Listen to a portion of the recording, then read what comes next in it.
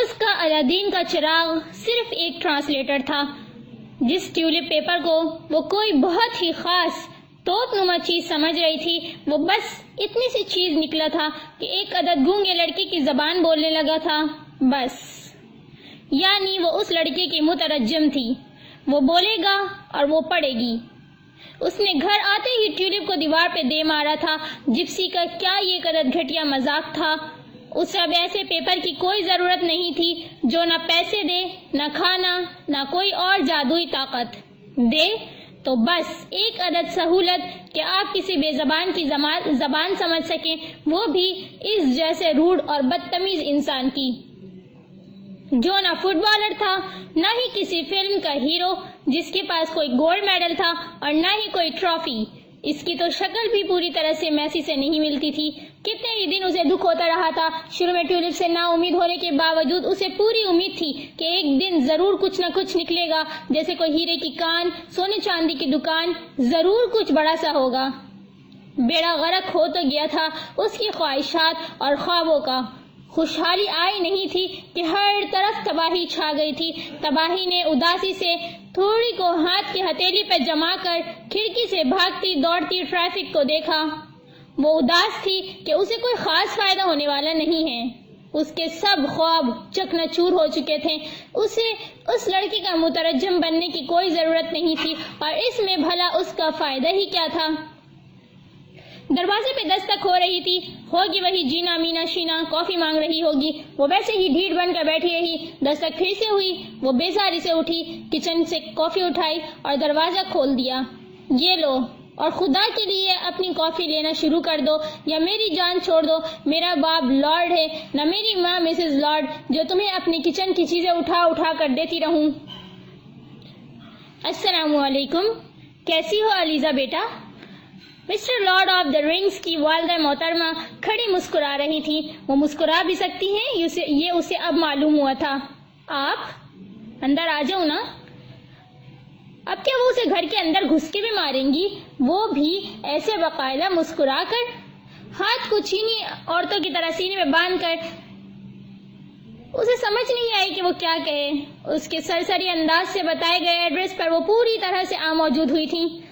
اندر آ جائیں میں اور یہ، انہوں نے ہاتھ میں پکڑی چھوٹی سی باسکٹ کو اس کے سامنے کرتے ہوئے پوچھا۔ باسکٹ میں سے کھانے کی خوشبو آ رہی تھی۔ اس نے سر ہلا دیا۔ وہ اندر آ گئیں۔ تم دوبارہ آئی ہی نہیں، ابو بکر تمہیں یاد کر رہا تھا۔ وہ حیرت سے انہیں دیکھنے لگی۔ ابو بکر اسے کیسے یاد کر سکتا تھا؟ اوہ، یہ کہیں یہ تو کہنے نہیں آئی کہ تم ابو بکر سے شادی کر لو، اس کا خیال رکھو، میں بوڑھی ہو چکی ہوں، مجھ میں اب اتنی ہمت نہیں رہی، وغیرہ وغیرہ۔ میں یہ شادی نہیں کروں گی، سوری آنٹی۔ ایک دم سے اس کے منہ سے پھسل گیا۔ وہ حیرت سے اس کی شکل دیکھنے لگی، پھر ایک دم سے اداس سی ہو گئی، آنکھیں بھی نم ہو گئی۔ دراصل میں نے تمہاری باتیں سن لی تھی، وہ جو تم کہہ رہی تھی نا کہ وہ جو بولتا ہے وہ تم سن لیتی ہو، وہ سب۔ اچھا، وہ میں مذاق کر رہی تھی، ایسا کچھ نہیں ہے۔ مجھے اپنے بیٹے کی بات سمجھنے کے لیے الفاظ کی ضرورت نہیں پڑتی علیزہ، میں جان جاتی ہوں کہ وہ کیا کہنا چاہتا ہے، تو کیا میں یہ نہیں جان سکتی کہ کیا سچ ہے اور کیا جھوٹ؟ تم تب سچ بول رہی تھی لیکن اب جھوٹ بول رہی ہو۔ ایک ماں کا دل سب جانتا ہے۔ وہ گڑبڑا گئی۔ ماں کے دل نے اسے سہما دیا تھا۔ کیا یہ خاتون اسے ٹیولپ پیپر لینے آئی تھی؟ اچھا، تو وہ اس کے بھی بھلا کس کام کا تھا؟ وہ اٹھی اور اس نے وہ لا کر ان کے سامنے رکھ دیا۔ وہ جو بولے گا یہاں لکھا آ جائے گا، آپ یہ لے جائیں، میرے یہ کسی کام کا نہیں ہے۔ اچھا، خوشی سے وہ رونے لگی۔ حادثے سے پہلے وہ ایک کتاب لکھ رہا تھا جو نامکمل ہی رہی۔ اب میں اس کی مدد کر سکتی ہوں، وہ جو کہتا جائے گا میں نوٹ کرتی جاؤں گی، ایسے اس کی کتاب مکمل ہو جائے گی، پھر وہ زندگی کی طرف لوٹ آئے گا، وہ بھی عام لوگوں کی طرح خوش باش رہا کرے گا۔ ایک کاپی مجھے بھی دے دیجیے گا، وہ دانت پیس کر بولی۔ اس کی کتاب مکمل ہو جائے گی اور میرے خواب ادھورے رہ جائیں گے۔ اسے دعائیں دیتی ہوئی وہ چلی گئی۔ جس کی چیز تھی اسے مل گئی۔ پھر جپسی نے یہ کیوں کہا تھا کہ یہ اس کا ہے؟ کیا خاک اس کا تھا؟ اسے کیا فائدہ ہوا؟ صرف خواری اور سہانے خوابوں کی تباہی۔ تباہی نے ایک لمبی آہ بھری۔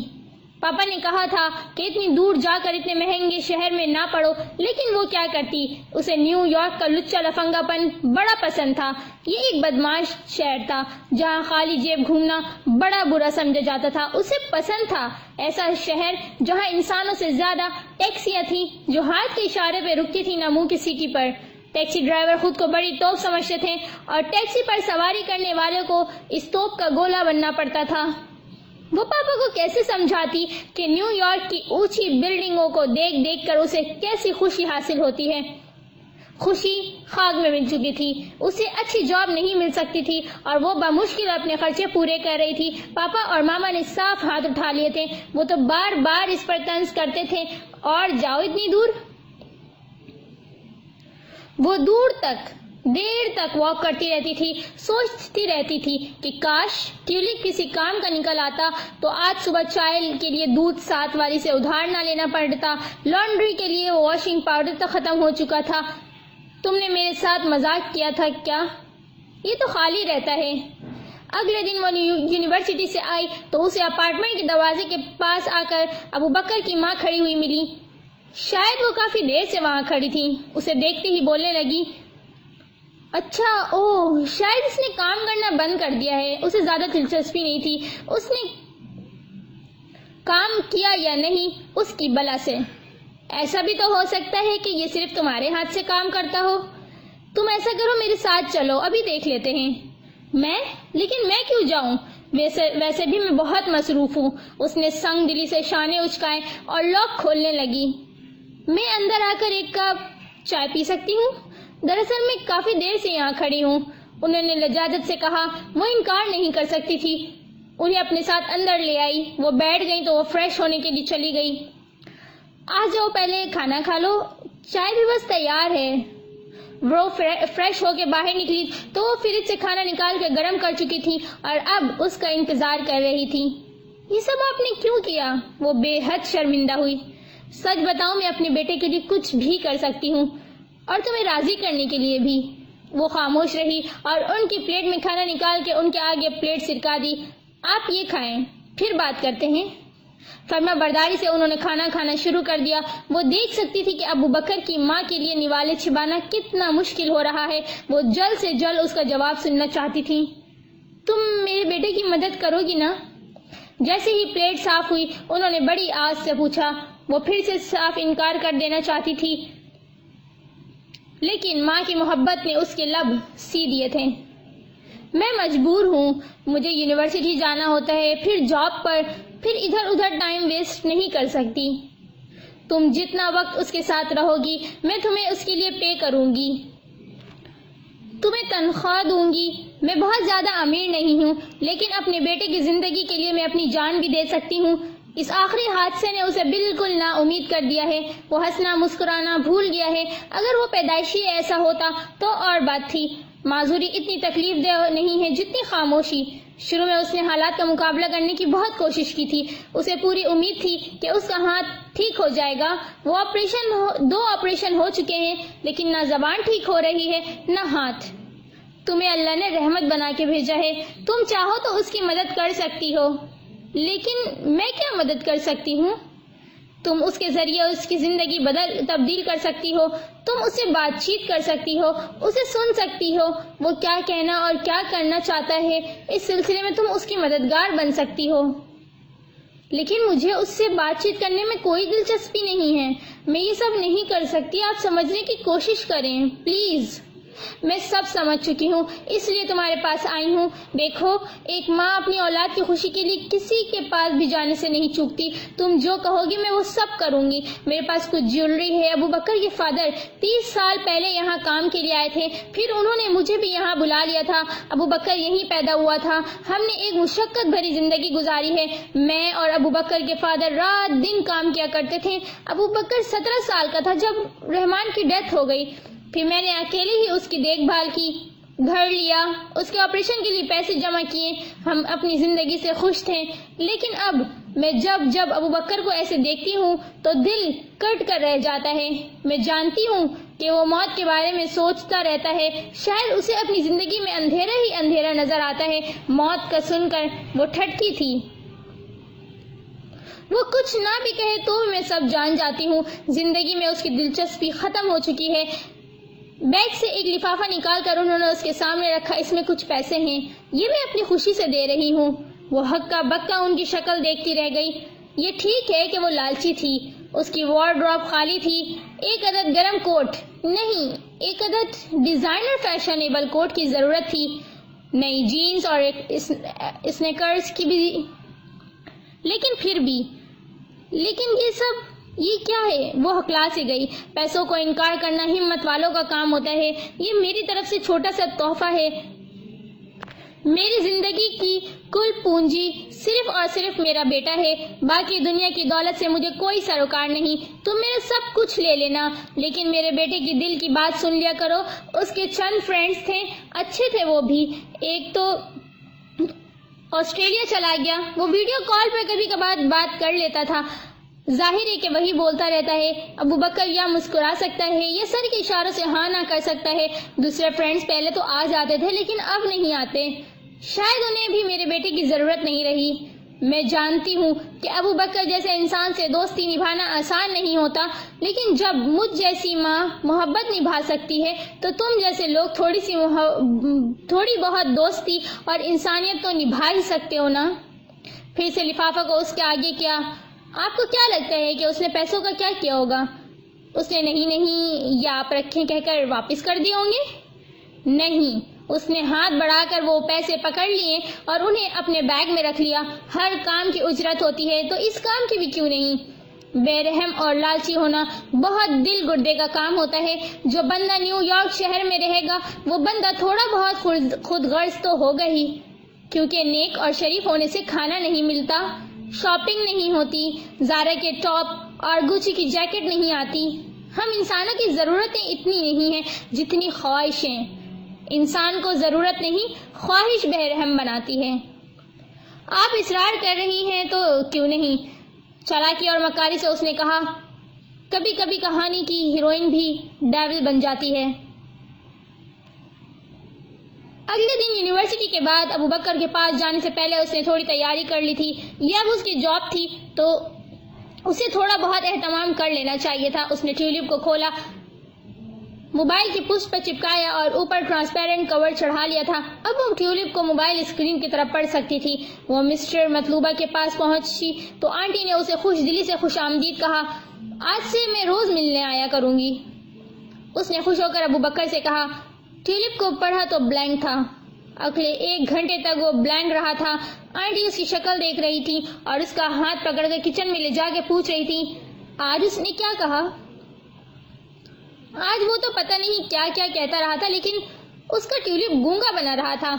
اس نے کام کرنا بند کر دیا تھا یا وہ ٹک کر کام کرنے کا عادی نہیں بن پا رہا تھا. اسے بے روزگاری کی عادت ہو چکی تھی, یا وہ نکما اسے کچھ کما کر دینے پہ تیار نہیں ہو پا رہا تھا, یا وہ ہڑتال پہ تھا. یہ جپسی لوگ بھی عجیب ہوتے ہیں. ایسی بیکار چیزیں اسے پکڑوا دی. اچھی بھلی گھر بیٹھے بٹھائے جاب ملی تھی, وہ بھی ہاتھ سے گئی. اگلے 2 دن وہ ابو بکر کے پاس جاتی رہی, لیکن ٹیولپ خاموش رہا. وہ آئیں بائیں شائیں کرتی رہی. آنٹی سے جھوٹ بول دیتی کہ آج یہ باتیں ہوئیں, وہ یہ کہہ رہا تھا. اس دوران ابو بکر اسے مشکوک نظروں سے دیکھتا رہتا. کبھی وہ پہلو بدلتا, کبھی ایسا لگتا کہ وہ اپنا بازو ہلانا چاہتا ہے اور گھما کر ایک مکہ اس کے جبڑے پہ دے مارنا چاہتا ہے.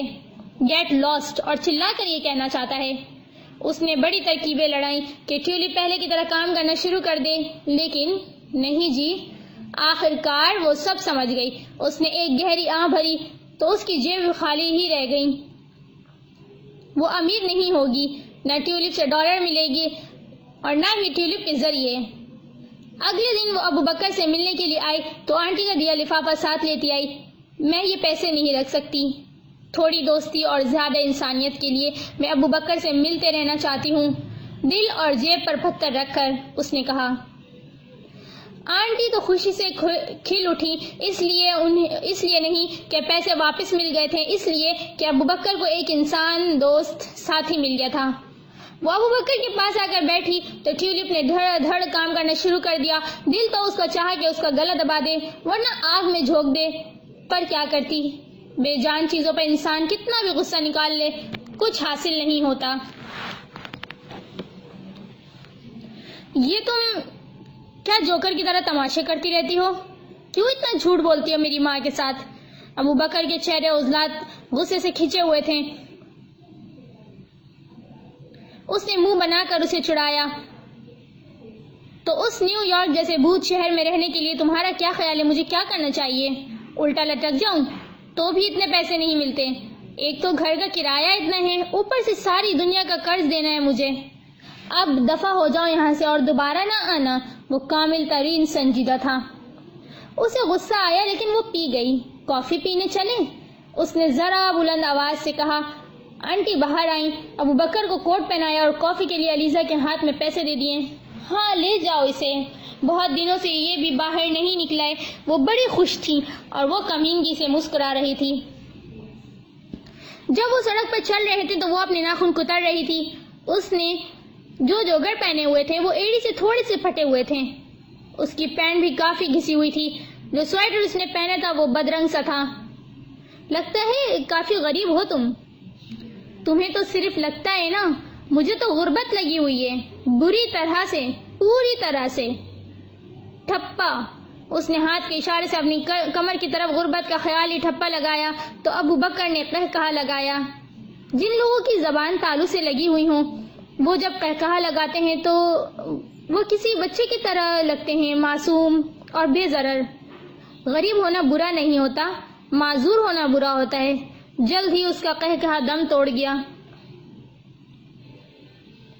وہ چونک گئی اور اسے دیکھنے لگی۔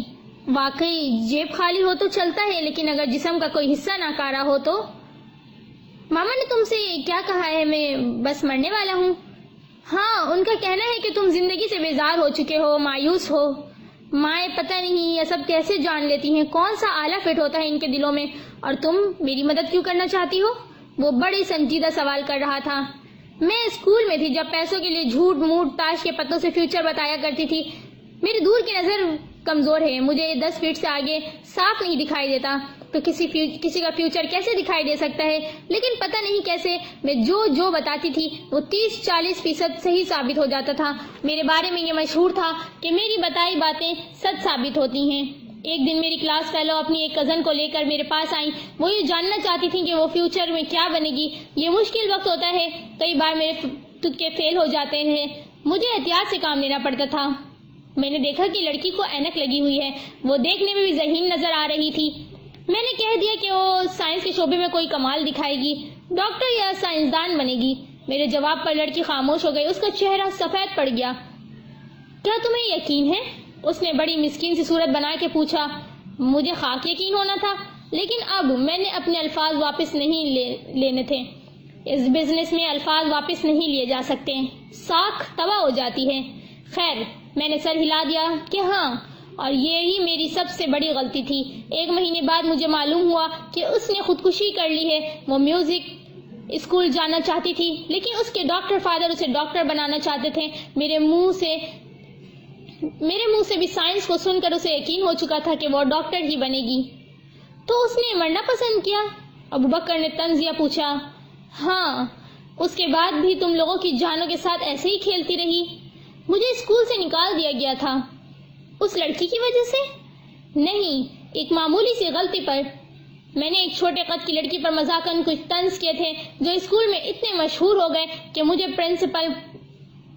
مجھ پر نسل پرست ہونے کا الزام لگ گیا۔ اسٹوڈنٹ کے والدین نے مطالبہ کیا کہ مجھے اسکول سے نکال دیا جائے۔ آخر کار مجھے خارج کر دیا گیا۔ پھر میرے ساتھ سب کچھ برا ہی ہوتا چلا گیا۔ 2 بار میرا ایکسیڈنٹ ہوا، 1 بار میرا اپینڈکس کا آپریشن ہوا۔ اگر میں بروقت ہاسپٹل نہ پہنچتی تو اپینڈکس پھٹ جاتی، میں مر جاتی، اور اس وقت تمہاری باتیں سننے کے لیے کوئی موجود نہ ہوتا۔ تم تنہا رہ کر تھک جاتے اور پھر تنہائی کی موت مر جاتے۔ میرا مطلب خیر، تو یہ تمہاری سزا ہے؟ ابو بکر نے منہ بنا کر پوچھا۔ وہ اتنا غیر ضروری بولتی تھی کہ شدت سے ضرورت محسوس ہوتی تھی کہ اس کی زبان کو تھوڑا بہت کاٹ دیا جائے۔ نہیں، میری سزا تو تم ہو۔ اگر تم واقعی میں زندگی سے مایوس ہو چکے ہو تو مجھے تمہیں زندگی کی طرف واپس لانا ہے۔ اس نے ایسے کہا جیسے رومن اکھاڑے میں ہاتھ لہرا کر کہتا ہے، میں ہوں تمہارا نجات دہندہ۔ تو پھر میری ماں سے ڈالر کیوں لیے تھے؟ وہ دانت پیس کر بولا۔ اب ایسی بھی فرشتہ نہیں بن گئی، ابھی بھی غلطیاں ہو جاتی ہیں مجھ سے، پھر میں غریب بھی تو ہوں۔ اس ٹیولپ نے میری روزی روٹی پر لات مار دی۔ ٹھیک ہے، میں تمہاری مدد کروں گا۔ اگر وہ ایک رومن کی طرح نجات دہندہ کا نعرہ لگا سکتی تھی تو کم وہ بھی نہیں تھا۔ گاڈ فادر کی طرح اس نے بھی سر ہلا کر کہا، میں ہوں نا تمہارا گاڈ فادر۔ وہ حیرت سے اسے دیکھنے لگی۔ مدد وہ کر رہی تھی اس کی، لیکن چلو بیچارہ خوش فہمی میں رہ لے، کوئی بات نہیں، پھر وہ گونگا بھی تو ہے۔ میرا ایک دوست ہے، بلکہ تھا، اچھی دوستی تھی ہماری، پھر اس نے دوستی ختم کر دی۔ وہ تو اس نے اچھا کیا، اس کی زبان سے پھسلا، اس نے اپنی زبان دانت میں دبا لی۔ تو آج ہم اس سے ملنے جائیں گے؟ چلو آ جاؤ۔ وہ مارچ کرنے کے انداز سے قدم اٹھانے لگا۔ اس نے سر ہلا دیا اور ٹیکسی کو ہاتھ دینے لگی۔ یہ تم ٹیکسی کیوں روک رہی ہو؟ اتنے پیسے نہیں ہیں میرے پاس۔ بس ہے نا، بیٹھو اس میں۔ وہ خاموشی سے بس اسٹاپ پر آ کر کھڑی ہو گئی۔ غریب کی کہاں اتنی جلدی سنی جاتی ہے؟ بسوں کے دھکے، پھٹی جینس، بچے ہوئے پیزا، برگر، گھوٹ گھوٹ مانگی ہوئی کوک اور گھنٹوں کے خالی خلی ونڈو شاپنگ، یہ ٹیکسیاں، home delivery, online shopping, یہ تو امیروں کے چوچلے تھے۔ کوئی غریب نہ ہو۔ وہ بس میں اس کے ساتھ جا کر بیٹھ گئی، منہ لٹکا لیا، بیگ میں سے ببل گم نکال کر کھانے لگی۔ ساتھ بیٹھے ہوئے کو بھی پوچھ لیتے ہیں، اس نے طنز کیا۔ تم ببل کھا لیتے ہو؟ وہ خواہ مخواہ حیران ہوئی تھی۔ ببل تھی یا بیل جو کوئی کھا سکتا ہے؟ گونگا ہوں، بول نہیں سکتا، لیکن زبان ہے، دانت بھی ہے، سب کھا سکتا ہوں۔ کس دنیا میں رہتی ہو تم؟ زبان والوں کی دنیا میں۔ کسی گونگی کے ساتھ رہنے کا یہ پہلا تجربہ ہے، اسی لیے سب کچھ بدلا یعنی عجیب و غریب۔ یعنی سمجھ سے بالا تر لگ رہا ہے۔ ویسے بھی لڑکے ببل گم کھاتے ہوئے اچھے نہیں لگتے، لڑکیوں پہ سوٹ کرتا ہے یہ۔ اس نے غبارہ پھیلایا اور اشارہ کر کے اترا کر کہا، اور لڑکوں پر یہ سوٹ کرتا ہے۔ اس نے سر کو ٹکر مارنے کے انداز سے جھکایا اور کوٹ کے کالر سے غبارہ پھوڑ دیا۔ ببل بڑی تھی، اس کا غبارہ بھی بڑا تھا، پھٹا تو منہ پہ نقش و نگار بن گیا۔ پہلے غبارہ پھولا تھا، اب اس کا منہ پھول گیا تھا۔ کہنا کیا ہے تمہارے فرینڈ سے؟ وہ اسے بتانے لگا کہ اسے کیا کہنا ہے۔ وہ اس کی یونیورسٹی پہنچ چکے تھے، کچھ ہی دیر میں اس نے اسے ڈھونڈ بھی لیا تھا۔ تم نے ابو بکر کا کچھ قرض دینا ہے؟ وہ دے دو پلیز۔ رسمی تعارف کے بعد اس نے کہا۔ وہ ابو بکر کی شکل دیکھنے لگا۔ میں نے تمہارا قرض دینا ہے؟ کیا مذاق کر رہے ہو یار؟ جب ہم آخری بار ملے تھے تو تم نے مجھ سے پورے $300 لیے تھے۔ پھر میرے ساتھ یہ حادثہ ہو گیا، میں کسی کو بتا ہی نہیں سکا کہ میں نے تمہیں اتنے پیسے دیے تھے، تم نے بھی واپس نہیں کیے، اب میرے پیسے واپس کر دو۔ وہ ہنسنے لگا۔ مس، کیا بات کر رہی ہیں آپ؟ مجھے کسی سے پیسے لینے کی ضرورت نہیں ہے، یہ تو پاگل ہو گیا ہے۔ اور پھر کیا ثبوت ہے اس کے پاس کہ میں نے پیسے لیے تھے اس سے، وہ بھی پورے $300؟ ہاں، اس کے پاس کوئی ثبوت نہیں ہے۔ ایک گونگا انسان کیا ثبوت دے گا؟ نہ وہ بول سکتا تھا، نہ ہاتھ سے گریبان پکڑ کر جھنجھوڑ سکتا تھا۔ $300 اتنی بڑی رقم نہیں تھی، لیکن ایسی معمولی بھی نہیں تھی۔ بات نفع نقصان سے زیادہ بے حسی کی تھی۔ اب میرا یہ قرض لینا تمہاری ذمہ داری ہے، کیونکہ میں تمہاری ذمہ داری ہوں۔ 30 منٹ کے بحث و تکرار کے بعد اس کا دوست فہد نہیں مانا تو وہ اس کی طرف رخ موڑ کر کہنے لگا تھا، اب تم ناجائز فائدہ اٹھا رہے ہو۔ وہ چڑ گئی۔ ہاں شاید، لیکن تم دیکھ رہی ہو کہ دوسرے نے بھی میرا کتنا ناجائز فائدہ اٹھایا ہے۔ اس کے الفاظ میں اتنی تلخی تھی تو اس کے لہجے میں کتنی ہوگی۔ اگر وہ بول سکتا تو تم یہ سمجھ لو کہ تم نے کسی کو کوئی قرض دیا ہی نہیں، تو تم ہمت ہار رہی ہو۔ تمہارے پاس زبان ہے، 2 ہاتھ ہیں، اور تم پھر بھی ہمت ہار رہی ہو۔ وہ چپ اس کی شکل دیکھنے لگی تھی۔ میں اس طرح کے جھگڑوں میں نہیں پڑنا چاہتی۔ یہ جھگڑا نہیں، انصاف ہے۔ بات $300 کی نہیں ہے، بات حق کی ہے۔ تمہیں حق کے لیے لڑنا چاہیے۔ وہ حیرانی سے آنکھیں جھپک کر اس گاڈ فادر کو دیکھنے لگی۔ اب وہ سمجھ گئی تھی کہ جب وہ پاپا کے سامنے ایسے بڑے بڑے ڈائیلاگ بولتی تھی تو وہ کیسا محسوس کرتے تھے۔ باتیں بنانی آسان ہوتی ہے۔ اس نے اپنی ہنسی چھپانے کی کوشش کی۔ تم باتیں نہ بناؤ نا، کام بناؤ۔ میرے پیسے لا کر دو مجھے واپس، آسانی سے یا مشکل سے، کیسے بھی، وہ میں نہیں جانتا۔ چلتے چلتے وہ رک گئی، مڑ کر اسے دیکھا۔ سارے برے حادثے میرے ساتھ ہونے ضروری ہیں، طنزیہ کہا۔ تم ایک لڑکی کی جان لے چکی ہو، میں تمہاری سزا ہوں، اور سزائیں ایسی ہی ہوتی ہیں، بری اور تکلیف دہ۔ اس نے صاف گوئی سے کہا، سزائیں ایسی بھی ہوتی ہیں، ابو بکر جیسی معصوم اور بے ضرر۔ وہ ٹیولپ کو پھاڑ کر پھینک دینا چاہتی تھی۔ وہ کسی کی ملازم تھی جو خوار ہوتی پھرے۔ وہ ابو بکر کے پاس انسانیت کے ناطے گئی تھی تاکہ تھوڑا بہت اسے سن سکے، دوستی کر سکے، اس کی ماں کو اس کے دل کی بات بتا سکے، کبھی کبھار اس کے ساتھ باہر جا سکے تاکہ وہ بہل جائے اور نا امید نہ ہو۔ یہ سب وہ تھوڑی سی دوستی اور زیادہ ہمدردی میں کر رہی تھی، لیکن اب وہ اس کے لیے یہ سب کام نہیں کر سکتی تھی۔ کل وہ اس سے کہے گا کہ میرے لیے کسی پہاڑ سے کود جاؤ، تو کیا اسے کود جانا چاہیے؟ وہ بری طرح سے تھکی ہوئی تھی، چڑچڑی ہو رہی تھی، گھر میں کھانے کے لیے کچھ نہیں تھا، اسے بہت بھوک لگی تھی اور کوکنگ کی ہمت نہیں تھی۔ دودھ پی کر وہ سونے لگی تو ڈور بیل ہوئی۔ دروازہ کھولا تو ساتھ والے اپارٹمنٹ کی جینا مینا شینا کھڑی مسکرا رہی تھی۔ تم گھر نہیں تھی تو کوئی آیا تھا، یہ دے گیا تھا۔ ایک بڑا سا ڈبہ اس نے آگے کیا، اس نے کھولا تو اندر چکن رائس تھا، لیکن ڈبہ آدھا خالی تھا۔ کیونکہ جس نے اسے 2 گھنٹے اپنے فریج میں رکھنے کی زحمت کی تھی، اس نے اسے آدھا کھا لینے کی زحمت بھی کر لی تھی۔ چور اور ڈاکو صرف سڑکوں پہ نہیں گھومتے پھرتے، وہ گھروں میں بھی پائے جاتے ہیں، میک اپ کرتے ہیں، یونیورسٹی جاتے ہیں اور ڈھٹائی سے مسکراتے ہیں۔ بہت مزے کے ہیں۔ اس نے چرخارا سا لیا تو اس نے منہ بنا کر اس کے منہ پر دروازہ بند کر دیا۔ وہ ابو بکر کی ماں تھی جنہوں نے اس کے لیے یہ چاول بھیجے تھے۔ چاول کھاتے کھاتے اس کی آنکھیں نم سی ہو گئیں۔ وہ ماں تھی اور اپنی پوری کوشش کر رہی تھی کہ وہ ابو بکر سے ملتی رہے، بیٹے کو زندگی کی طرف واپس لے آئے۔ ابو بکر آج رات جلدی سو گیا تھا، وہ خراٹے لے رہا تھا۔ تمہارا شکریہ۔ ڈبے میں نوٹ بھی آیا تھا۔ اوہ، اس نے آہ بھری۔ چاول کھا کر اس نے باقی فریج میں رکھ دیے۔ اب اسے وہ قرض واپس لینا تھا جو ابو بکر کے دوست کے پاس پھنسا ہوا تھا۔ وہ قرض کیسے لینا ہے وہ نہیں جانتی تھی، لیکن شاید ٹیولپ جانتے تھا۔ اس نے اسے کھولا تو اس پر ایک ڈائری کی تصویر دکھائی دے رہی تھی، دن، تاریخ اور ابو بکر $300 کے نوٹ کے ساتھ۔ یہ ڈائری کس کی تھی؟ اگلے دن وہ شام کو فہد کے گھر پہنچ گئی۔ اس کے فادر سیاسی پروگرام دیکھ رہے تھے اور امی جان کونے میں بیٹھی تسبیح پڑھ رہی تھی۔ اس نے بہت مؤدب انداز سے سب کو سلام کیا، اسے بٹھایا گیا اور اندر سے فہد کو بلا کر لایا تھا۔ فہد باہر آیا تو اسے دیکھ کر اس کا رنگ اڑ گیا، لیکن اس نے خود کو کمپوز رکھا۔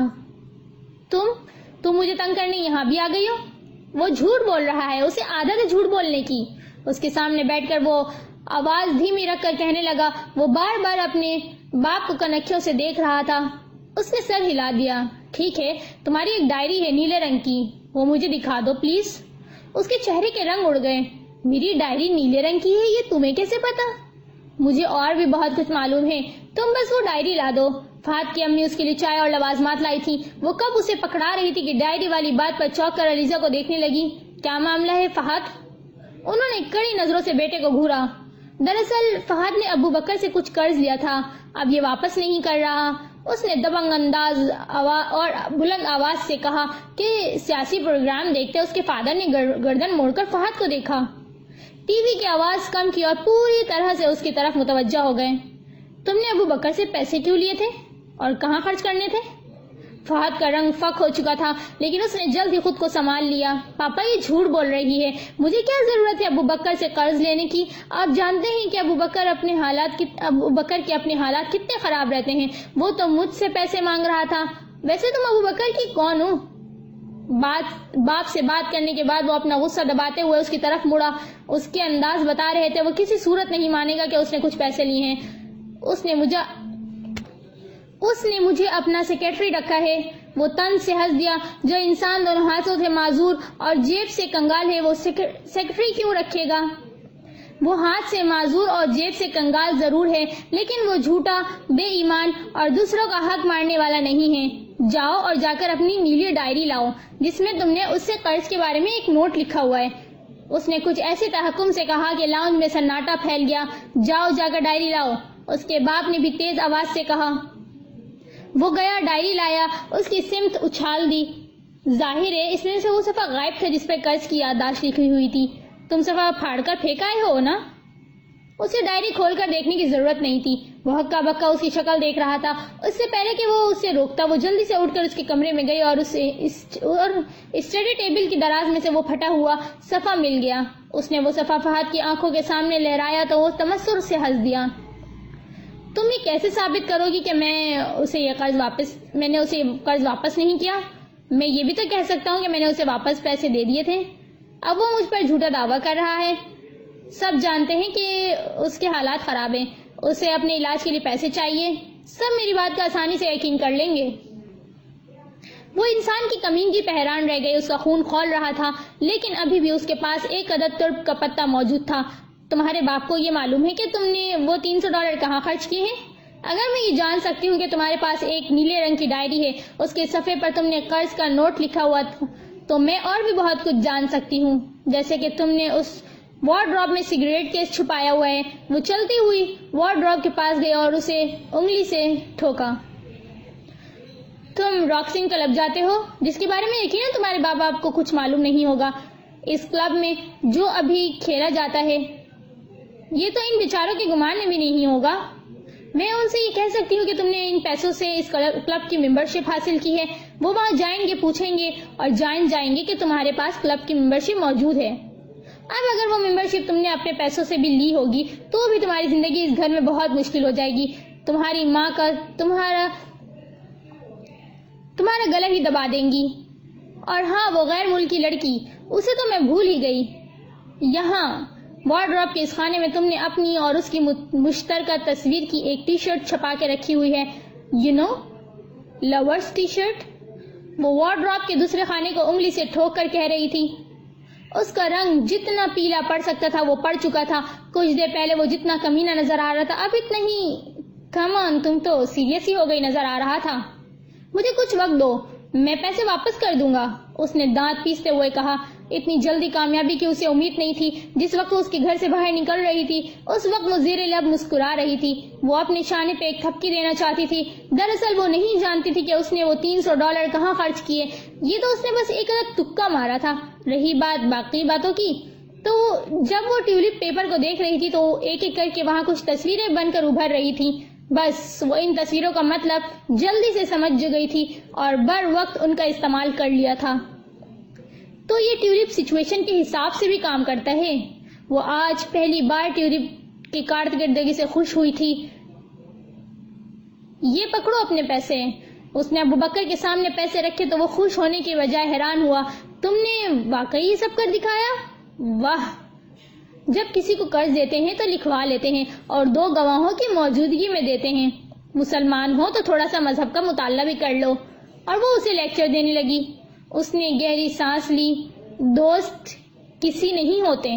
جب اسے پیسے چاہیے تھے تو وہ میری بہت منتیں کر رہا تھا. میں یہ پیسے اپنے علاج کے لیے سیو کر رہا تھا, پھر بھی میں نے اسے دے دیے. حادثے کے بعد میں اس کے پاس گیا کہ شاید وہ مجھے میرے پیسے واپس کر دے, لیکن وہ ایسے بن گیا جیسے مجھے جانتا ہی نہیں. مجھے اس کے رویے پہ دکھ ہوا. اب تم ان پیسوں کا کیا کرو گے؟ تم کیوں پوچھ رہی ہو؟ کیونکہ عقل اور اخلاق کا تقاضا ہے کہ تم اس میں سے مجھے میری فیس کے پیسے نکال کر دے دو. اس نے ڈھیٹ بن کر کہہ ہی دیا. آپ جانتے ہیں کہ ڈھیٹ ہونا آسان نہیں ہوتا. انسان کو پوری طرح سے بے شرم ہونا پڑتا ہے. اوہ ہاں. وہ مسکرایا اور اسے اس کی فیس دے دی. کافی کے ساتھ ایک چھوٹی سی پیسٹری اور 2 میفیئرز. اور یہ بھی آپ جانتے ہیں کہ انسان پر برا وقت آتا ہے تو ہر طرف سے آتا ہے. اگلے دن وہ اسے اپنی دوسری فرینڈ کے گھر لے گیا. وہ ایک مریل سی لڑکی ٹیلر تھی جو ذرا سی ہوا چلنے پر اڑا سکتی تھی. شاید اسی لیے اس نے کافی سارے سویٹر پہنے ہوئے تھے, ہوا سے جنگ کرنے اور جیت جانے کے لیے. ہر بار یقیناً ہوا ہی جیت جاتی ہوگی کیونکہ اس کے چہرے پہ زخموں کے کافی نشانات تھے, جیسے کوئی انسان کھمبوں اور دیواروں سے چرمراتا رہا ہو. وہ جیسی چپس کے خالی پیکٹ کی شکل نہیں ہو جاتی ویسے ہی. اسے دیکھ کر بے ساختہ ابوبکر کی طرف دیکھنے لگی. دیکھنے کو جی چاہتا تھا کہ تمہیں اور کوئی نہیں ملا تھا دوست بنانے کے لیے جو تم نے اسے دوست بنایا؟ لو بتاؤ بھلا. وہ تینوں آمنے سامنے بیٹھ گئے تھے تو لڑکی نے 5ویں پر ابوبکر کو یہاں کیوں آئے ہو کی سوالیہ نظر سے دیکھا. ابوبکر کیا بولتا, اسے ہی بولنا پڑا. ابوبکر اپنی کتاب کا مسودہ واپس لینے آیا ہے. اس کی موٹی سی ڈائری جس پر وہ اپنی تحریر لکھ رہا تھا۔ کیسی ڈائری؟ کون سی کتاب بھائی؟ وہ کمزور ناتوانا ضرور تھی لیکن اداکاری بہت کمال کی کر رہی تھی۔ وہ کتاب جو یہ چند سالوں سے لکھ رہا تھا اور تم اس کے کمرے سے چرا لائی تھی۔ لڑکی کا چہرہ زرد پڑ گیا لیکن وہ مکمل اداکارہ بنی بیٹھی رہی۔ تمہیں کوئی غلط فہمی ہوئی ہے؟ ابو بکر کی کوئی چیز میرے پاس نہیں ہے۔ پتہ نہیں تم کیا بات کر رہی ہو۔ میں وہی بات کر رہی ہوں جو مجھے ابو بکر نے بتائی ہے۔ ابو بکر تمہیں کیسے بتا سکتا ہے؟ یہ تو بول بھی نہیں سکتا، اس کے ہاتھ بھی کام نہیں کرتے۔ اس نے ہاتھ لہرا کر ابو بکر کے جسمانی نقائص کی طرف اشارہ کیا۔ میں آنکھوں کی تحریر پڑھ لیتی ہوں محترمہ۔ علیزہ کو فلمی ڈائلاگ بولنے کا بہت شوق تھا۔ وہ کوئی موقع جانے نہیں دینا چاہتی تھی۔ آنکھوں کی تحریر؟ لڑکی کو بڑی زور سے ہنسی آئی اور وہ دیر تک ہنستی رہی۔ اس کی ہڈیوں کا پنچر چوں چاں ہلاتا رہا۔ لگتا ہے تم دونوں کو علاج کی ضرورت ہے۔ تم تو پاگل لگتی ہو اور یہ بیچارہ۔ خیر، چائے پی لی ہے تو اب اٹھ کر چلنے کی کوشش کرو۔ وہ سامنے دروازہ ہے اور اس کے باہر سڑک ہے۔ نظر آ رہا ہے یا میں اٹھ کر دکھاؤں؟ علیزہ اٹھ کر کھڑی ہو گئی جبکہ ابو بکر چپ بیٹھا علیزہ کو دیکھتا رہا۔ دراصل وہ اس کی پرفارمنس سے خوش ہو رہا تھا۔ اگر میں نے پولیس کو شکایت کر دی تو وہ تمہارے گھر کی تلاشی لیں گی، پھر کتاب نکل آئی تو کر دو شکایت۔ اگر واقعی میں ایسی کوئی کتاب ہے تو ابو بکر یہ دعویٰ کیسے کر سکتا ہے کہ یہ اسی کی ہے؟ اگر میں دھوکے باز ہوں تو اب تک میں نے کتاب کو کمپوز کر لیا ہوگا، اس کے ہاتھ سے لکھے مسودے کو ضائع کر دیا ہوگا۔ پھر کیسے ثابت کرو گے؟ گردن موڑ کے اس نے ابو بکر کی طرف دیکھا۔ ابو بکر نے نشانے اچکا دیے کہ تم ہی اس کی چرب زبانی سے نپٹو۔ یہ محاذ اب تمہارا ہے، جنگ جیت جاؤ یا شہید ہو جاؤ، کچھ خوف خدا ہی کر لو، اس نے چڑھ کر کہا اور ابو بکر کو ساتھ لے کر اس چڑیا گھر سے باہر آ گئی۔ وہ کتاب تمہاری ہے؟ دونوں فٹ پاتھ پر چل رہے تھے۔ ہاں، میں اپنی بیماری اور محسوسات پر لکھ رہا تھا۔ یہ بات ٹیلر جانتی تھی، اسے وہ کتاب بہت پسند تھی۔ وہ بار بار مجھ سے کہتی رہتی تھی کہ یہ کتاب بہت کامیاب ہوگی، میں بہت ہی جلد بہت امیر ہو جاؤں گا۔ تو حادثے سے پہلے چھپوا لیتے، اب تک امیر ہو چکے ہوتے، میری جان بھی چھوٹتی، اس نے چڑھ کر کہا۔ میں کتاب لکھ رہا تھا، نوڈلز نہیں بنا رہا تھا جو 10 منٹ میں تیار ہو جاتے، اس نے بھی چڑھ کر ہی کہا۔ چھوڑو، پھر ایسے ہی چھپوا لینے دو، اسے ہی چھپوا لینے دو، تم یہ سمجھ لو کہ تم نے کبھی کچھ لکھا ہی نہیں، اس نے لاپرواہی سے کہا۔ تم اتنی جلدی ہمت ہار رہتی ہو، تم زندگی میں کبھی کامیاب نہیں ہو سکتی۔ مجھ پہ طنز نہ کرو، سمجھے؟ ابھی تمہیں تمہارے پیسے واپس لے کے دیے میں نے، تو بس ٹھیک ہے، یہ کتاب بھی لے دو، اس میں میرے بچپن کی یادداشتیں بھی ہیں، ویسے بھی وہ ادھوری ہے، اگر مکمل ہوتی تو ٹیلر اب تک اسے چھپوا چکی ہوتی۔ اب یہ سب تمہاری ذمہ داری ہے، تم بس پکڑو اور اپنے گھر جاؤ، نوڈلز کھاؤ اور ٹی وی دیکھو۔ مجھے کیا سمجھا ہوا ہے تم نے؟ جواب دو۔ قاتل، تم نے ایک لڑکی کو خودکشی کرنے میں مجبور کر دیا تھا۔ کتنے ظالم ہو تم، مجھ پہ طنز کر رہے ہو؟ انگلی کو تلوار کی طرح لہرا کر وہ غصے سے چلائی۔ کتنی سست ہو تم، ایک انسان کی مدد نہیں کر سکتی؟ وہ پرسکون کھڑا رہا۔ مدد کی بھی ایک حد ہوتی ہے، تم چاہتے ہو میں رات گئے اس کے گھر چھپ کر جاؤں اور تمہاری کتاب کا مسودہ چرا لاؤں؟ ہاں، کیوں نہیں، تم چور بن سکتی ہو، اچھے کام کے لیے چوری کرنا برا نہیں ہوتا۔ اچھائی کے سارے فلسفے اب تمہیں یاد آنے لگے ہیں، تمہاری کتاب تمہیں مل جائے گی تو مجھے کیا فائدہ ہوگا؟ تمہیں دعائیں دوں گا، یہ فائدہ کیا کم ہے؟ وہ خاموشی سے اس سے 2 قدم آگے چلتی رہی۔ ایک بہت بڑے ڈاکٹر سے میری بات چیت چل رہی ہے، وہ میری سرجری کرنے کے لیے تیار ہے، لیکن ظاہر ہے مجھے اس کے لیے بہت پیسے چاہیے ہوں گے۔ میری ماں ایک معمولی سی جاب کرتی ہے اور میں کوئی جاب نہیں کر سکتا، میں حکومتی فنڈ کے انتظار میں ساری زندگی نہیں بیٹھ سکتا، میں بولنے لگوں گا تو میری زندگی بدل جائے گی۔ ٹیولپ اس کے سامنے کھلا ہوا تھا، وہ اس کی بات پڑھ رہی تھی۔ چلتے چلتے وہ رک گئی اور پلٹ کر اس کے پاس آئی۔ تم واقعی میں بولنے لگو گے؟ میری ماں کو یقین ہے کہ ایک دن ایسا ضرور ہوگا۔ دیکھو، وہ کتاب بہت قیمتی ہے، وہ ایک گونگے انسان کی کہانی ہے، اس میں میری یادیں، میرے جذبات ہیں، وہ میری ڈائری ہے۔ اب وہ ڈائری کسی اور کو پیاری ہو چکی ہے اور میری مانو تو تم اس مریل سی لڑکی کے پاس رہنے دو۔ اس سال بہت ریکارڈ توڑ سردی پڑنے والی ہے، وہ لڑکی درجہ حرارت گرتے ہی اوپر اٹھ جائے گی، تم فکر نہ کرو، پھر آرام سے وہ ڈائری تمہیں واپس مل جائے گی۔ اس نے مسکرا کر اس کا شانہ تھپتھپایا تو وہ آنکھیں ترچھی کر کے اپنے شانے کو دیکھنے لگا، پھر وہ زیر لب مسکرا دیا۔ زندگی میں ساری قیمتی چیزیں صرف پیسوں سے ہی حاصل نہیں کی جا سکتی، ایک عدد دوستانہ تھپکی بہت قیمتی ہوتی ہے۔ ٹھیک ہے، میں فکر نہیں کرتا، لیکن تم فکر کرنا نہ چھوڑنا، تمہیں ہر حال میں اسے واپس لینا ہے۔ ٹیولپ نے مسکراتے ہوئے اس تک ابو بکر کا پیغام پہنچایا تو اس نے پیر پٹک دیے۔ ڈائری کتنی بھی قیمتی تھی، اسے واپس نہیں ملی تھی۔ اس نے ایک اور بار جا کر اس لڑکی کی منت کی تھی کہ وہ ایک بے بس انسان کی چیز پر قبضہ کر کے اپنی خواہشات پوری نہ کرے۔ اس کی زندگی تو ویسے ہی اتنی مشکل ہے اور مشکل نہ بنائے۔ اس کی واحد چیز کتاب کو اسے واپس لوٹا دے، لیکن وہ ٹس سے مس نہیں ہوئی تھی۔ بائی دا وے، تمہیں اس سے اتنی ہمدردی کیوں ہے؟ اپنے بالوں پہ برش کرتے اس میں پینٹ ٹھوکتے ہوئے اس نے پوچھا۔ یہ تم نہیں سمجھو گی، جو لوگ دوسروں کی چیزیں غصب کر چکے ہوں وہ کچھ نہیں سمجھ سکتے۔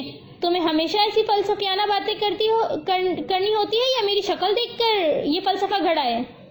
تمہاری شکل دیکھ کر تو صرف دانت ہی رگڑ سکتی ہوں، وہ بھی آپس میں۔ دیکھو، میں پھر کہہ رہی ہوں، کتاب واپس کر دو، اللہ تمہارا بھلا کرے گا۔ وہ روحان سی ہو گئی کیونکہ ٹیولپ بھی کوئی مدد نہیں کر رہا تھا۔ میں بھی پھر کہہ رہی ہوں کہ بار بار یہاں آنا بند کر دو، سمجھی؟ وہ سمجھ گئی تھی کہ یہ مریل نہیں سمجھے گی۔ گھی سیدھی کیا ٹیڑھی انگلیوں سے بھی نہیں نکلے گا، لاتیں گھوسے مار کر، کنڈا گردی دکھا کر بھی نہیں۔ ٹھیک ہے، پھر ہم ایک معاہدہ کر لیتے ہیں، تم کتاب واپس کر دو، اگر کتاب کامیاب ہو گئی تو اس کے فائدے کا 50% شیئر تمہیں مل جائے گا۔ بولو، منظور ہے؟ نامنظور ہے۔ جب میں پورا 100% لے سکتی ہوں تو 50% کیوں لوں؟ اس کی زبان سے پھسل گیا تھا۔ تو کتاب تمہارے ہی پاس ہے۔ وہ اٹھ کر کھڑی ہو گئی تھی اور ہاتھ سینے میں باندھ کر اسے گھورنے لگی تھی۔ ہاں، اس نے تمسخر سے ہنس کر کہا اور ہاتھ کو اس کے سینے پہ رکھ کر اسے دھکا دیا۔ Now get lost. دھکا لگنے سے وہ لڑکھڑا کر 2 قدم پیچھے ہوئی۔ وہ دیکھ رہی تھی کہ انسان کتنا ظالم اور بے رحم ہے۔ ایک معذور انسان کی کل متاع پر قبضہ کر کے اسے اپنا بناتے ہوئے وہ لڑکی کتنی خوش اور مطمئن تھی۔ تم جانتی ہو کہ ابو بکر کی زندگی کتنی مشکل ہو چکی ہے۔ زندگی کسی کی بھی آسان نہیں ہوتی، اس نے رکھائی سے کہا۔ وہ اس کی بلڈنگ سے باہر نکلی تو بہت بدمزہ ہو چکی تھی، اس کا دل بہت برا ہو چکا تھا۔ یہ سارا معاملہ اس کے لیے پہلے سنجیدہ نہیں تھا، لیکن اب ہو چکا تھا۔ اس نے ٹھان لیا تھا کہ وہ اس سے ابو بکر کی کتاب لے کے رہے گی۔ ٹیولپ کو بار بار دیکھنے پہ بھی کچھ حاصل نہیں ہو رہا تھا۔ وہ ابو بکر سے ملنے گئی تو اسے بھی کوئی تسلی نہیں دے سکی۔ تم اب تک کیسے صبر کر کے بیٹھے ہوئے تھے؟ وہ اس سے پوچھ رہی تھی۔ اس نے ایک سرد سانس اندر کھینچی۔ مجھ جیسے لوگ پیدا ہوتے ہی صبر کرنا سیکھ جاتے ہیں۔ قدم قدم پر ہمارے ساتھ ایسے واقعات ہوتے ہیں کہ ہم ان کے عادی ہو چکے ہوتے ہیں۔ اس دنیا میں اچھے برے سب لوگ ہوتے ہیں، لیکن برے لوگ زیادہ ہیں اور وہ ہمیں بار بار ملتے ہیں، دھوکہ دیتے ہیں، تکلیف دیتے ہیں۔ سچ کہوں تو میں پہلے بہت خوش امید تھا کہ آہستہ آہستہ میرا ہاتھ کام کرنے لگے گا اور میں ایک ہاتھ سے کافی کچھ کر لوں گا۔ میں اپنی کوشش کے بلبوتے پہ معجزے کے انتظار میں تھا۔ میری ڈگری مکمل ہونے والی تھی جب یہ حادثہ ہوا تھا۔ میں دماغی طور پر ڈسٹرب ہو گیا تھا۔ میرے پاس سب کچھ نامکمل ہے، ایک نامکمل خاندان، ایک نامکمل جسم اور ایک نامکمل ڈگری۔ میں اپنے ایک دوست کے ساتھ ایک موبائل ایپ پر کام کر رہا تھا جو گونگے بہرے لوگوں کے لیے بہت مددگار ثابت ہو سکتی تھی۔ کیا واقعی؟ تو کیا بنا اس ایپ کا؟ اس نے بہت خوش ہو کے پوچھا۔ 3 ہفتے پہلے میرا دوست وہ موبائل ایپ لانچ کر چکا ہے، اسے بہت اچھا رسپانس مل رہا ہے، ایپ کو بہت پسند کیا جا رہا ہے۔ ایک بڑی کمپنی اس سے معاہدہ کر چکی ہے، اسے حکومتی گرانٹ بھی مل چکے ہیں، نیوز پیپرز میں اس کے انٹرویوز آ رہے ہیں، وہ تو ترقی پر ترقی کرتا جا رہا ہے۔ اور تم؟ اس نے افسوس سے گہرا سانس کھینچا۔ ایپ کا آئیڈیا میرا تھا، اس ایپ پر میں نے اس کے ساتھ کام کیا تھا۔ آج صبح میں نے اسے ایک ٹی وی شو میں دیکھا تو وہ کہہ رہا تھا کہ اس کی ایک میڈ گونگی بہری تھی جسے دیکھ کر اسے یہ ایپ بنانے کا خیال آیا تھا۔ وہ حیران اسے دیکھ رہی تھی۔ مجھے ایڈریس دو اس فرینڈ کا، ایک عدد منہ توڑ مکہ اس کا حق بنتا ہے۔ مجھ جیسے لوگ صبر کرنا سیکھ جاتے ہیں کیونکہ ہم جان جاتے ہیں کہ ہمیں اپنی معذوری ہی نہیں، لوگوں کی ذہنی معذوری اور لالچ کو بھی جھیلنا ہے۔ ہم ہنس کر لیٹ اٹ گو کرتے ہیں، اپنی یادداشت کمزور کر لیتے ہیں تاکہ نارمل لوگوں کے اب نارمل رویے کو بھول سکیں۔ ہمیں معاف کرنا آتا ہے، ہم دوستی کرتے ہیں تو پیٹھ پر وار نہیں کرتے۔ تم مایوس ہو چکے تھے اور خودکشی کرنے لگے تھے؟ اس نے ڈرتے ڈرتے پوچھا۔ وہ ہنس دیا۔ ماما کو پتہ نہیں کیوں ایسا لگتا ہے کہ میں یہ سب کرنے لگا تھا۔ وہ ہر وقت ایسی کتابیں پڑھتی رہتی ہیں جو انہیں مجھ جیسے انسان کی نفسیات کو سمجھنے میں مدد دے سکے، یا پھر ایسی فلمیں اور ڈاکومنٹریاں دیکھتی رہتی ہیں۔ کہیں کسی فلم میں مجھ جیسے انسان نے خودکشی کر لی تھی۔ بس تب سے انہیں لگنے لگا کہ کسی دن میں بھی پانی کے پول میں کود کر خود کو ختم کر لوں گا۔ تو تم اپنی اس موجودہ حالت سے خوش ہو؟ میں خوش نہیں ہوں، میں مایوس بھی نہیں ہوں، اور ایسا پر امید بھی نہیں ہوں۔ میں ایک عام انسان ہوں، کمزور ہوں، ناتوانا ہوں، تکلیف میں ہوتا ہوں تو کراہتا ہوں، خوش ہوتا ہوں تو مسکراتا ہوں۔ میں پہاڑ یا چٹان نہیں ہوں، میں ہمیشہ مضبوط نہیں رہ سکتا، میں بھی ٹوٹ جاتا ہوں، لیکن پھر خود کو جوڑ لیتا ہوں۔ میں بھی ہر طرح کے جذبے سے گزر رہا ہوتا ہوں، میرے بھی خواب ہیں اور میں ان خوابوں کی تعبیر حاصل کرنا چاہتا ہوں۔ وہ اس سے پہلی بار متاثر ہوئی تھی۔ آج اسے معلوم ہوا تھا کہ مشکل زندگی کسے کہتے ہیں۔ آج اس نے جانا تھا کہ پیسوں کی کمی غربت نہیں ہوتی، اچھی خوبیوں کی کمی غربت کہلاتی ہے۔ اصل بدصورت جسم نہیں ہوتا، اصل بدصورت روح ہوتی ہے۔ کھانے کے لیے اچھا کھانا نہ ملنا، پہننے کے لیے اچھے کپڑے نہ خرید سکنا اور رہنے کے لیے مناسب چھت کا میسر نہ ہونا مشکل حالات نہیں ہوتے۔ زیادتی پر چلا نہ سکنا، زیادتی کرنے والوں کی طرف انگلی نہ اٹھا سکنا مشکل حالات ہوتے ہیں۔ ویسے میرے آنے سے تمہاری زندگی میں کافی تبدیلیاں آئی ہیں، ہے نا؟ اس نے شوخی سے پوچھا۔ وہ اسے ہنسانا چاہتی تھی۔ ہاں بہت۔ وہ بہت دیر تک ہنستا رہا۔ مذاق اڑا رہے ہو میرا؟ وہ اور زیادہ ہنسنے لگا۔ پہلے اس کا دل چاہا کہ منہ پھلا کر چلی جائے، اسے اس کی ہنسی بری لگ رہی تھی، لیکن پھر وہ اسے چپ چاپ دیکھتی رہی۔ وہ ہنس ہی تو رہا تھا، اس پر ہی صحیح۔ چلو اسے ہنسنے دیا جائے، خوش ہونے دیا جائے۔ جس انسان کی ہنسی اس جیسے کتنے ہی لوگوں نے چھین لی تھی، اسے چہکنے دیا جائے۔ کچھ دیر کے لیے اسے یہ بھول جانے دیا جائے کہ وہ ایب نارمل ہے، معذور ہے۔ اسے بھول جانے دیا جائے کہ یہ دنیا تو ایک اچھی جگہ ہے، لیکن برائی سے بھری پڑی ہے۔ ٹیولپ نے فی الحال اس کی کوئی مدد نہیں کی تھی۔ وہ ہر 10-15 منٹ بعد اسے دیکھ لیتی۔ آج رضا کر اس نے اس پر لکھ دیا، مجھے وہ کتاب حاصل کرنی ہے، میری مدد کرو ٹیولپ یار۔ ٹیولپ یار نے یاری نبھائی اور کچھ نمبرز اور حروف لکھ دیے۔ وہ ناسمجھی سے انہیں دیکھنے لگی۔ اسے کچھ سمجھ نہیں آ رہا تھا کہ یہ کیا ہے۔ اٹھ کر وہ اپنے لیے کھانا گرم کرنے لگی، اور جب اس نے میکرو کے بٹن کو پش کیا تو اسے جھٹکا سا لگا اور اس نے جوش سے آواز بلند کیا، اوہ اچھا یہ پاسورڈ ہے، پر کس چیز کا؟ بدقسمتی سے ٹیولپ بول نہیں سکتا تھا، خوش قسمتی سے وہ ایسی بھی کوئی بیوقوف نہیں تھی۔ کھانا کھا کر وہ اپنا بیگ اٹھا کر اس ٹیلر کی چڑیا گھر آ گئی۔ وہ بیگ دینے والی تھی کہ اس کی نظر الیکٹرک لاک پر پڑی۔ وہ چونک گئی۔ تو یہ پاسورڈ دروازے کا لاک کھولنے کے لیے تھا، یعنی ٹیولپ چاہتا ہے کہ وہ گھر کے اندر گھس جائے۔ آگے کی نشاندہی بھی ٹیولپ ہی کر دے گا۔ دیکھو پھنسوا نہ دینا، اس نے ٹیولپ کو تھپک کر کہا۔ دیکھو پھنس نہ جانا، اب ساری ذمہ داری میری تھوڑی ہے، کچھ تم بھی عقل کا استعمال کرو، ٹیولپ نے کہا۔ وہ واپس آ گئی اور اگلے دن اس وقت اس کے گھر گئی جب ٹیلر یونیورسٹی کے لیے جا چکی تھی۔ پاسورڈ لگایا تو لاک کھل گیا۔ اندر جا کر اس نے جلد ہی ساری چیزوں کی تلاشی لینا شروع کر دی۔ کافی کچھ اس نے کھنگال لیا تھا، لیکن اسے کچھ نہیں ملا۔ اس نے بیڈ کا میٹریس، چینی کافی کی شیشوں، لانڈری مشین، حتیٰ کہ اس کے بدبودار جوتوں تک میں جھانک لیا تھا، لیکن اسے کچھ حاصل نہیں ہوا۔ اسے ٹیولپ پہ غصہ آ رہا تھا کہ اگر رہنمائی نہیں کرنی تھی تو اسے گھر میں گھسا ہی کیوں۔ وہ پھر سے چیزوں کی تلاشی لینے لگی۔ ایک دراز میں جرابوں کی ڈھیر کے نیچے دبا ہوا ایک چھوٹا سا لکڑی کا باکس پڑا ہوا ملا۔ اس نے بڑی خوشی سے اسے باہر نکالا۔ اس پر چھوٹا سا تالا لگا ہوا تھا۔ اس کی چابی کہاں ہو سکتی ہے؟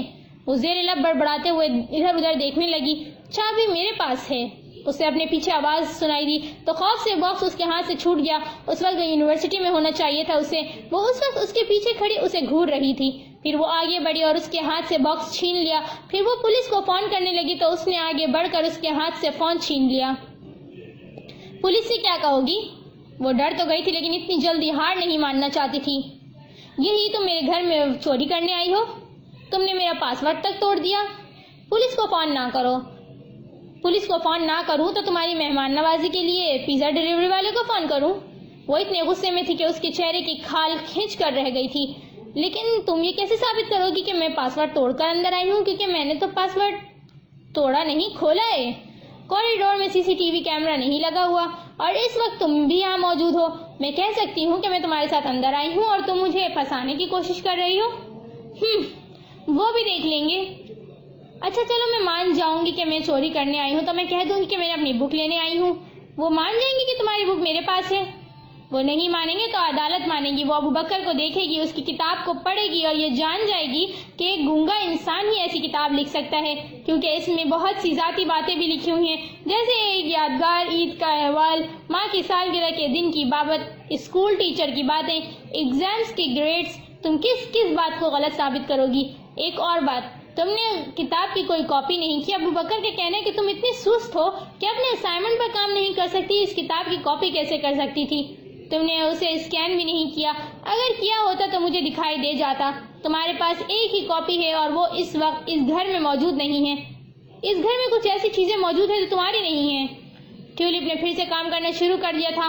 ایک ایک کر کے فلم سی چلا رہا تھا, جیسے کہ CCTV فوٹیج چلاتا ہے اور سب معلوم ہو جاتا ہے. اسے بات کو سمجھنے میں چند سیکنڈز لگے تھے. ابو بکر کی کتاب کی طرح تم نے کچھ اور فرینڈز کی چیزیں بھی چرائی ہیں, جیسے کہ وہ چلتے ہوئے اس کے قریب آئے اور اس کے کوٹ کی جیب میں ہاتھ ڈال کر ایک آئی فون نکال لیا, جیسے کہ یہ جو تم ابھی چرا کر لا رہی ہو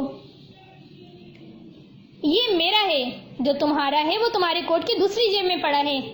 یہ باکس جو تم نے چھپا کر رکھا تھا اس میں ایک قیمتی گھڑی اور کچھ جیولری ہے. ہاں پولیس آئے گی تو میں ایک ایک کر کے ان سب چیزوں کی طرف اشارہ کروں گی جو یہاں موجود ہیں, لیکن تمہاری نہیں ہے. ہاں لیکن تمہاری چرائی ہوئی ضرور ہے. اس نے ایڑی کے بل گھوم کر ہاتھ لہرا کر اس چڑیا گھر کی کچھ چیزوں کی طرف اشارہ کیا, اور ان کے بارے میں بھی بتاؤں گی جنہیں تم بیچ کر ہڑپ کر چکی ہو. پھر جانتی ہو تمہارے ساتھ کیا ہوگا؟ اس کا رنگ زرد پڑ چکا تھا. اس نے سختی سے لب بھینچ لیے, پھر ایک دم سے پھوٹ پھوٹ کر رونے لگی. اسے حیرت ہوئی. وہ اس کے رونے کی توقع نہیں کر رہی تھی. وہ اس کے دھکوں گالیوں کی امید کر رہی تھی.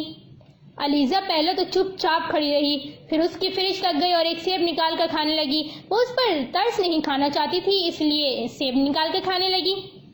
دراصل مجھے چھوٹی موٹی چوریاں کرنے کی عادت ہے. جب اس کے رونے کا سیشن مکمل ہو گیا تو دونوں آمنے سامنے بیٹھ کر باتیں کرنے لگی. چوری چھوٹی موٹی کیسے ہوتی ہے؟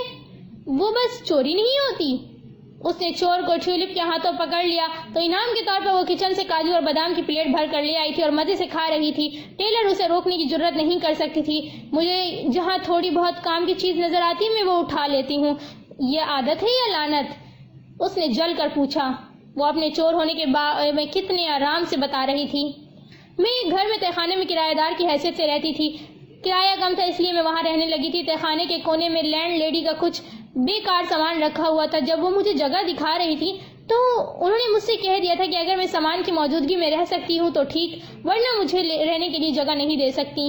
میں نے فوراً ہاں میں سر ہلا دیا. اکثر جب کبھی مجھے تھوڑے بہت پیسوں کی ضرورت ہوتی تو میں کچھ سامان نکال کر بیچ دیتی. وہ کافی موٹی تھی تو کم ہی نیچے آتی تھی.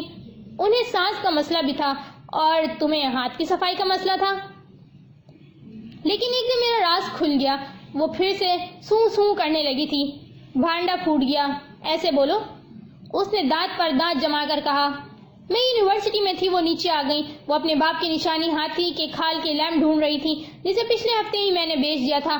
جب وہ اسے وہاں نہیں ملا تو اس نے ادھر ادھر اور چیزوں کی تلاشی لینے شروع کر دی. بالآخر اسے اپنی ایک ایک چیز کی گمشدگی کے بارے میں معلوم ہو گیا. ایک ایک چیز کی چوری کے بارے میں اس نے تصحیح کی. ہاں, چور اور چوری دونوں کا. اس نے اسی وقت مجھے دھکے دے کر گھر سے باہر نکال دیا. اس نے میرا سارا سامان ضبط کر لیا. میری اسی سامان میں ابو بکر کی کتاب تھی. تم دونوں جس دن میرے گھر آئے تھے میں ایک بار پھر ان کے پاس گئی تھی. ان کی منت کی تھی کہ میرا سامان مجھے واپس کر دیں. جواباً اس نے کہا کہ پہلے اسے اس کا سامان واپس کروں. ان کا سامان تو بیچ کر کھا گئی ہوں. وہ کہاں سے واپس کروں اب؟ اس کے باپ کی نشانی ہاتھی کے کھال کا لیمپ اور دادی کے شادی کا یادگار شادی کا لباس. تم نے اس کی دادی کی شادی کا ڈریس بھی پار کر دیا؟ ہاں, وہ بہت اچھی قیمت پر بکا تھا. دکاندار کا کہنا تھا کہ اس کپڑے کے بہت اچھے کشن بن جائیں گے. آج کل تو ایسا کپڑا ملتا بھی نہیں. پتہ نہیں اسے اپنی کارکردگی پہ خوشی تھی, اپنی قابلیت پہ. وہ ہنس بھی رہی تھی. ڈھیڑ بننے کے لیے بس بے شرم ہی تو بننا پڑتا ہے. کشن؟ اس بیچاری کی دادی کے ڈریس کو تم کشن بننے کے لیے دے آئی؟ تمہیں تو ڈوب مرنا چاہیے. دادی کی روح کتنی بے چین ہوئی ہوگی. وہ تو دادی کی روح ہوئی ہوگی. تمہاری روح کو اتنی بے چینی کس بات کی ہے؟ دادی کی روح کو بیچ کھانے والی نے اسے گھور کر دیکھا. اب وہ کتاب اس لینڈ لیڈی کے پاس ہے. تمہیں وہ کتاب چاہیے تو تم اس کے پاس جاؤ، کیونکہ میں اب کچھ نہیں کر سکتی. سب کچھ کر کے وہ کہہ رہی تھی کہ وہ کچھ نہیں کر سکتی. وہ مر تو سکتی تھی نا. ایسے زندہ رہ کر سب کو زندہ درگور کیوں کر رہی تھی؟ تمہیں میرے گھر کے لاک کا پاسورڈ کیسے معلوم ہوا؟ اپنی چورانہ ہسٹری بتانے کے بعد وہ کافی ہلکی پھلکی ہو چکی تھی. صوفہ پر پیر پھیلا کر پھسل گئی تھی. علیزہ زیر لب ہنس دی، جیسے وہ کوئی بہت ہی اونچی چیز ہو. اینک والا جن ورنہ کرنانی چڑیل. میرے پاس جادو ہے. اچھا، کہاں ہے؟ کیوں؟ اسے بھی چرانا ہے؟ اپنی عادتیں ٹھیک کر لو ورنہ جیل میں سڑ کر مر جاؤ گی. چوہے تمہاری لاش کھائیں گے، مچھر تمہاری بوٹیاں نوچیں گے، کاکروچ تمہارے ناک میں گھسیں گے، مکھیاں تمہارے منہ پر بھن بھنائیں گی. سمجھی؟ وہ سمجھ چکی تھی، اسی لیے اسے دھکے دے کر گھر سے باہر نکال رہی تھی.